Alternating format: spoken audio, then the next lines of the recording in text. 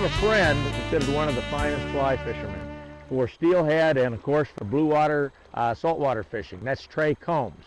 Well, you know, Trey Combs is a household word when it comes to Northwest fly fishing, and it isn't just the Northwest. He's known all over the world for his not only steelhead fishing, but other types of fishing. I think of him with his saltwater skills, too.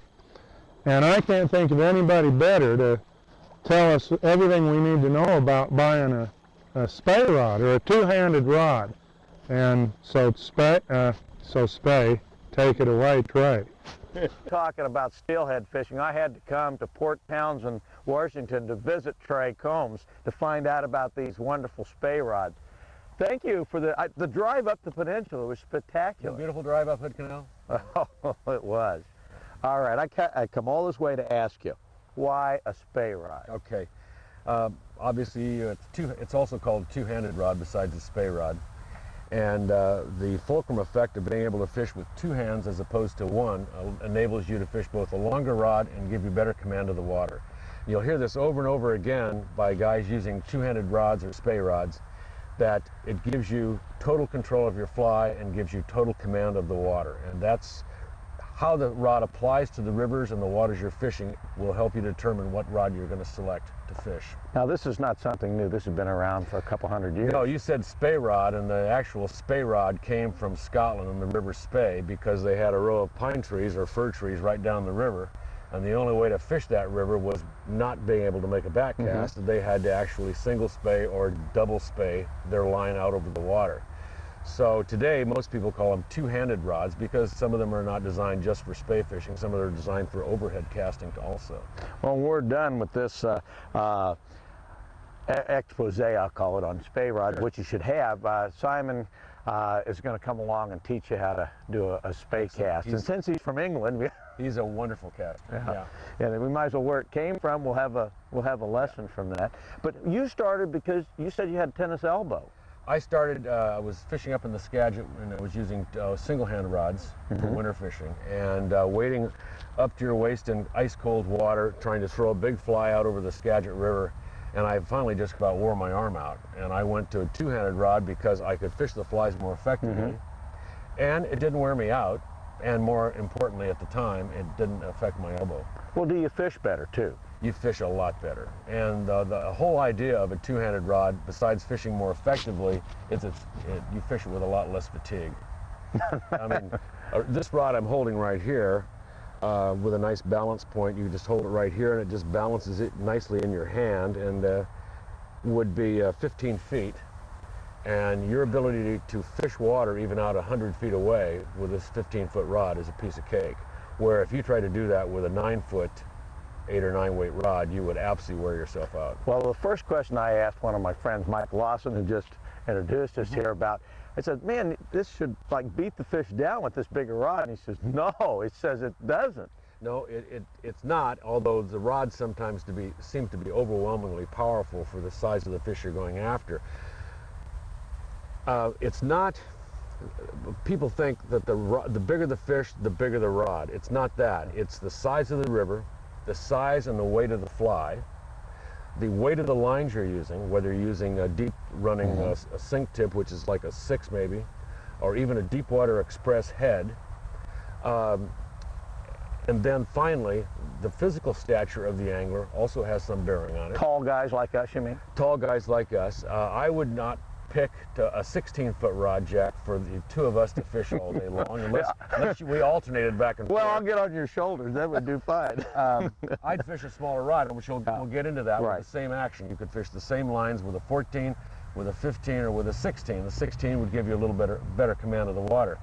So, and then finally, it would be the size of the fish. I mean, that would be the least I would give consideration to, would be the actual size of the fish.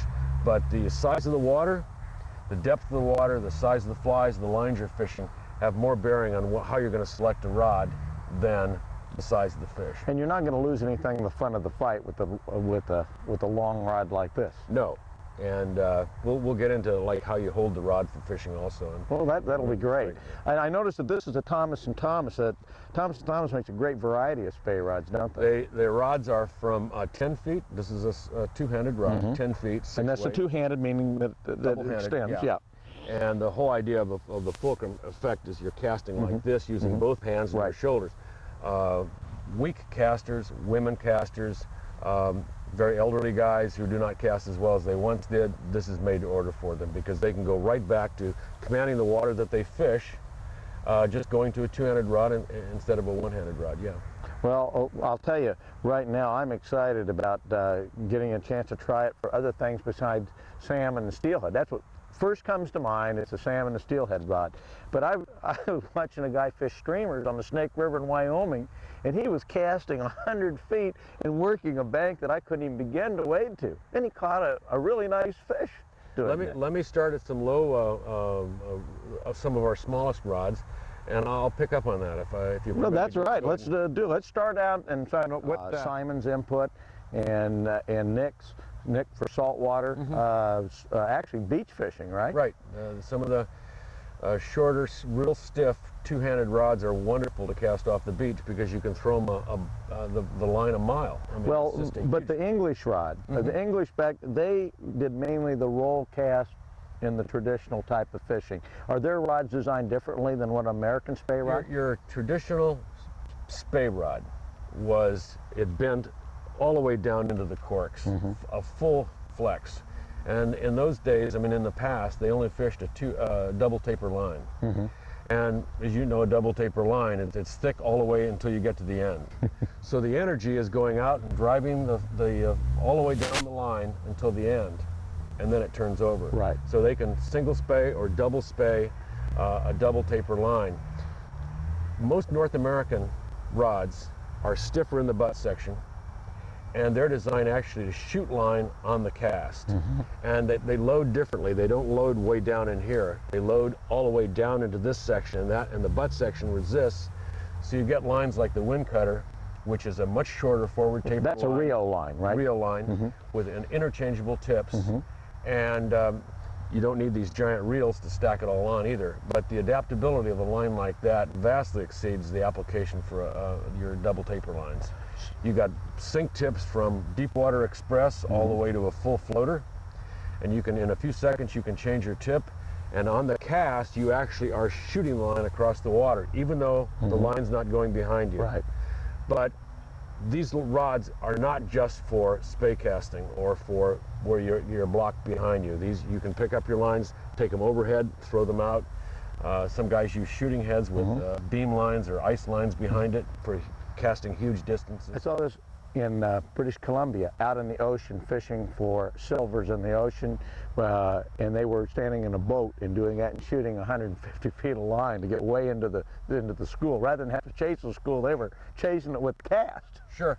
Let me give you an example of what I'm talking about, just in the same vein as that. I was fishing Russia's Yokanga in the northern Kola, and we were on the camp beat, which was a pool about a mile long.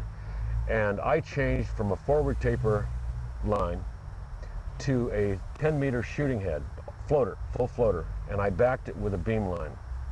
And I went down the same piece of river with a 14-foot rod, and I fished the other half of the river. Without having to wade across. I was fishing, instead of the half of the river on my side, I was fishing the other half. And it was like a brand new river that no one had reached all day long, and I hit fish after fish after fish on the Yokanga going down there because I was casting out 120, 130 feet away. So same idea. And the idea with the shooting head. But you know, for people our size, well, we can't wade where a lot of other people can wade. We need these rods. They were made for us. Okay, now you're going to take us through now. Thomas & Thomas has obviously adapted, and they provided the rods for us to look at today, and you're going to take it through us. So I'm going to turn it over to you, and I'm going to ask some questions and have you show us how to buy a Spey rod, because I wouldn't even have a clue. Even as much as working with Thomas & Thomas, if I walked into a store and go, yeah, do I need a 14-foot rod? So take us away. Well, we'll start, you asked about the application of the various rods. Right. And I said we'll start with the lightest one because it's not just for salmon or it's not just for steelhead. But a rod, this is a 11-foot 7-weight. This would be a great rod for the Rogue River, 4 and 5 pound steelhead. You could grease line this, use this rod for grease line fishing on the Deschutes for fish up to 10 or even 15 pounds. On the same hand, you could take it to Alaska and you could go wogging. You know, those Yep, done rods. that. You could wog with for the chums or the silvers up there. You could also use it for mousing. Now look at here's an 11-foot rod. It weighs almost nothing. Right. And imagine fishing a mouse on those banks in the braids where you could lead that fly against the bank and have it like swimming off into the bank and stuff. And actually it's a 7-weight. Instead of fishing a 9-foot 7, you're fishing a rod that's 3 feet longer, 2 feet longer. But it gives you, with the 2 hands, it gives you such reach to reach along the bank and swim that mouse along. So you could use it for mousing, you could use it for wogging, you could use it for grease line fishing for steelhead. It's a great growth rod for Atlantic salmon. I mean, I would love to have a rod like this in my hand where I'm fishing 4 or 5 pound Atlantic salmon. So among the salmonids, there's a huge application right there. And you could probably find an application in your backyard in Montana or Wyoming. 6-weight for lakes. Sure. I mean, 7's a little heavy on some of them, but 6-weight, and they do make a 6-weight. Right. We've got a 10-foot 6-weight that is the only rod that I know of that's very comfortable to cast single-handedly. Right. But for the weaker caster or the person who wants to have extra distance, they can pick up that rod and throw it. You know what overhead. I'm thinking? In a float tube or one of these pontoon boats. Right. I mean, the guys are slapping the water behind them, you know, and everything. I mean, you just take that 6-weight, 10-foot, or this one even, the 7-weight, especially if you had to get down deep. And boy, you could roll cast that thing 120 feet without any problem at all. Right. Absolutely. Boy, folks, we're learning some stuff here. Now you got to say we got to go down and buy about 6 rods so you get all set for this. Actually, when I travel, I've done a lot of fishing in Russia and through Scandinavia, Finland, and Sweden. And I travel with 2 rods. I travel with an 8-weight 12-footer, and I traveled with a 14-foot 9-weight. Wow. And that generally took care of my needs. And let me digress just for a second. I'll give you an example of when it didn't. And I'll get to that rod in a second. We'll jump around here. But in southern Finland, I was fishing a huge river for a giant race of Atlantic salmon. And there was a public beat, and all the young guns racked up their rod at the top of the beat, waited their turn, picked up their rod, and went down this run. And one of the guys was kind enough to loan me the fly that they're using. Well, it was a copper tube that long, thick-walled, and about the weight of a 30-06 bullet. Yeah. And I put it on my leader, and I was embarrassed to find I could not cast it out of the water. And these guys, their rods, the smallest rod they fished was 16 feet, and most of them had 18-foot English rods, 18-foot. They're about that big around at the butt. Cannons. And they used 45-foot Deepwater Express heads backed by monofilament. And they would take their huge rods, and you would sound like a bed sheet ripping as that line came out, and those copper tubes would go flying across the river. And we actually hooked up a huge fish that afternoon, but didn't land it. But there, my 14-foot rod 9-weight was totally outgunned. Yeah. And the 16-foot 10-weight or 11-weight we've got standing up over there would have been the rod to have. Well, let's go through some of the rods and find out what we need. Jack, I just finished demoing the 11-foot 7-weight, and a companion rod for that would be a 12-foot 8-weight. And these have general application for steelhead and small salmon throughout their range in western North America. They'd be a fabulous rod to have on any of the British Columbia and Oregon and Washington rivers for summer on steelhead, where you want a grease line, you want to wake a dry, or even sink a wet. Keep in mind that today, sink tip fly lines for Spey rods or for 200 rods are made all the way down to 7-weights. So you can go and get a leader wallet or a sink tip wallet from Rio and have a parent line with various tips from full floaters all the way down to a fast sinking tip, and that goes all the way down to 7-weights and 8-weight rods. So it's not just for grease line fishing or a floating line, but that's the way I would apply the rods. That would be my favorite way. Once I got a deep sink, a big fly, I will not use rods like this. It occurred to me also that the lighter, smaller Spey rods like this 11-foot and 12-foot rod have been growing increasingly popular for guys fishing shad, like in the Sacramento River. So you asked about whether they're just for salmon or just for trout, and the answer is no. They're finding increasingly application for a variety of game fish, including bass, by the way, for guys fishing poppers. So, but I prefer to fish these rods with floating lines, but there are complete sink tip setups that you can use to go down and sink a fly also. The cutoff is not just the size of the water, but the cutoff for these rods, Jack, would be the weight of the fly. You simply do not want to try to throw one of these heavily weighted salmon Matuka style flies with bead chain eyes and stuff with a rod like this. It just does not make it. Jack, we went through an 11-foot and a 12-foot rod for 7 and 8 weights. This is a 14 for a 9, and in my opinion, for me personally, this has been the ideal all-purpose two-handed rod. I have fished this rod all through British Columbia, Washington, and Oregon, and find that it works fine for winter steelhead, works fine for summer. With floating lines, I've used it on everything from the Dean and Kispioks down to the Deschutes. So a rod like this I consider about all-purpose. Now, once you get a heavier rod than a 14 for a 9, either in weight or in length, the consideration for going to a heavier rod, not longer necessarily, but to a heavier rod, a stiffer rod, above a 14 for a 9, is determined by the weight of your sink tip and the size of flies you're casting, and lastly, possibly the size of the fish, particularly if you're going into Alaska and you're running into 40 and 50-pound kings. So if you're fishing a sink tip of 250 or 300 grains, your 14 for a 9 is somewhat overwhelmed by it. If you're small stature, like Jack and I are, you don't necessarily have to go to a 15 or 16-foot rod. A stiffer action is built into a 14 for a 10, 15 for a 10, and lastly, this is a 16 for an 11. Now, all three of these rods will handle a 300 grain Deepwater Express 15-foot sink tip line equally well. The longer, more massive 11 weight would cast it farther, but still the application is consistent there. You don't need a necessarily a longer rod, you just need a stiffer rod. And I think where you really max out is in Alaska, where you're using, or in Oregon or in Washington, where you're fishing for big kings with the 250 and 300 grain lines and heavily weighted flies. Trey, what about saltwater rods? Thanks, Jack. Any two-handed rod can be used for saltwater fishing just because of the huge distances that they'll cast shooting heads. Some of the rod manufacturers, and Thomas & Thomas is one of them, have manufactured rods specifically for overhead casting, and they're shorter, stiffer, more powerful. And this particular rod, this is a 12-foot, 12-weight rod, and it's designed for beach fishing, fishing off piers. It has application for salmon, striped bass, any tropical game fish because of the huge distances it will cast.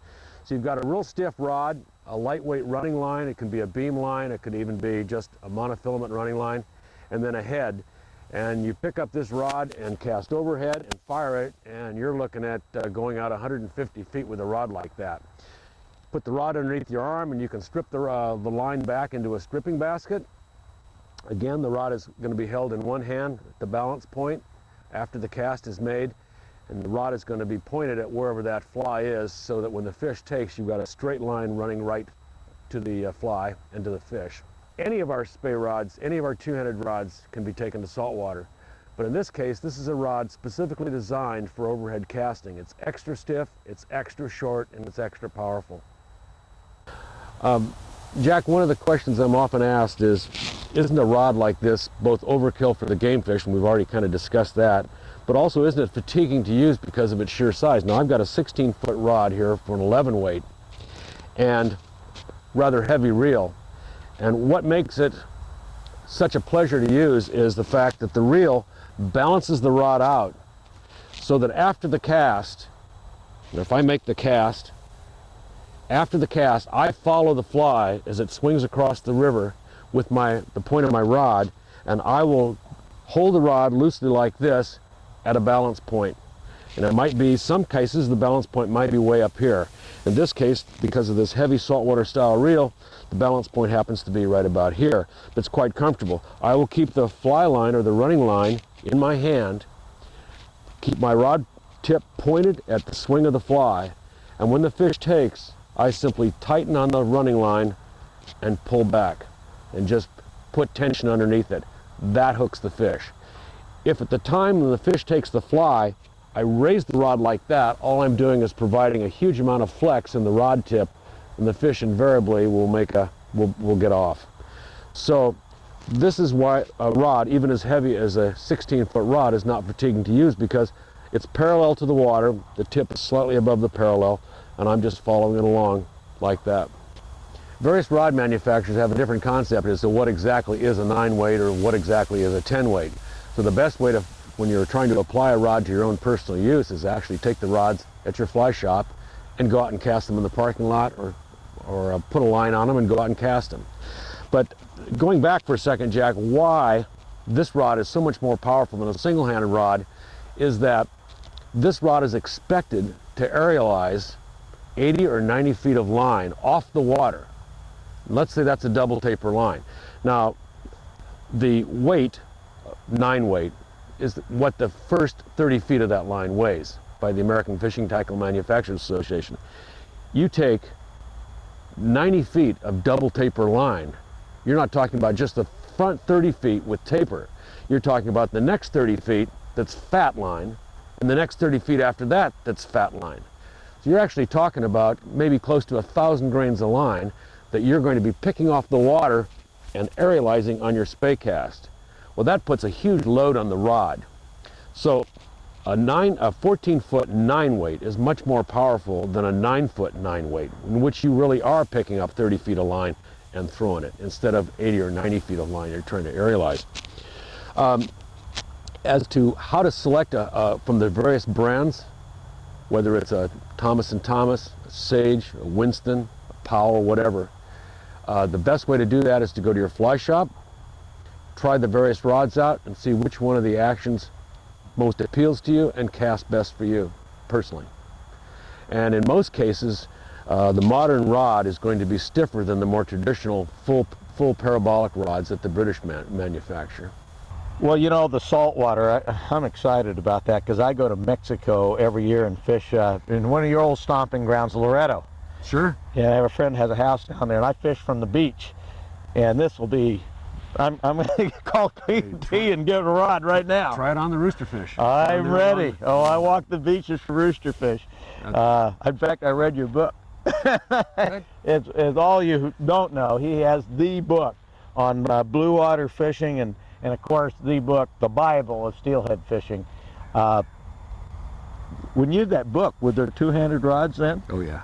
Did you have them in the book? Yeah, years and years ago on the best pools on the Skagit River, you couldn't find a single-hand rod. Even that was more than, I mean, 10 years ago. 10 guys would be lined up and everybody would be fishing just about a two-handed rod. Well, it's been a wonderful treat to be with the man who I respect for steelhead and saltwater fishing. And I really appreciate having us come up to this beautiful part of the world and teach us about spay rods. I'm sure a lot of people are going to be walking into stores and they're going to know what to ask now, what to look for. That was delightful for me, Jack. Thanks. So I hope you've enjoyed also. If you have this tape because you went to the show and you had a chance to catch some of Trey's seminars, and it's just a real pleasure, and we hope to see you back next year. So thanks so much for joining us. Thank you.